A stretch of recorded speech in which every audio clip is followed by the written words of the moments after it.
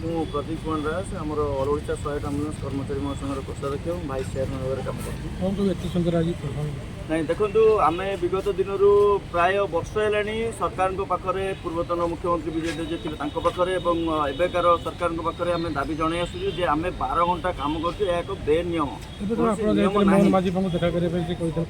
ନାଇଁ ତାଙ୍କ ସିଏ କହିଥିଲେ ଘରକୁ ଆସି ଦେଖା କରିବା ପାଇଁ, କିନ୍ତୁ ସମୟ ସୁଯୋଗ ତାଙ୍କ ପାଖରେ ମିଳିପାରୁନାହିଁ, ତ ତାଙ୍କୁ ଦେଖା କରିବାକୁ ନାହିଁ। ତେଣୁ ଆମର ଯେଉଁଠି କାମ ଯେଉଁ ଲେବର ଡିପାର୍ଟମେଣ୍ଟ ପାଖରୁ ସେମାନେ ଲାଇସେନ୍ସ ନେଉଛନ୍ତି, ଠିକା କମ୍ପାନୀ ମାନେ ଲାଇସେନ୍ସ ନେଇକି ଆମକୁ କାମ କରୁଛନ୍ତି, ସେଇଠି ଆମର କାମ। ତେଣୁ ସେମାନେ ଆମକୁ 12 ଘଣ୍ଟା ଲେଖା ଯେଉଁ କାମ କରୁଛନ୍ତି କୌଣସି ନିୟମରେ ନାହିଁ। NHM ଗାଇଡ଼ଲାଇନ୍ ଯେଉଁ ଆମକୁ ସ୍ୱାସ୍ଥ୍ୟ ବିଭାଗ ଯେଉଁ ଗାଇଡ଼ଲାଇନ୍ ଦେଇଛି ତା ଦେହରେ ମଧ୍ୟ ନାହିଁ।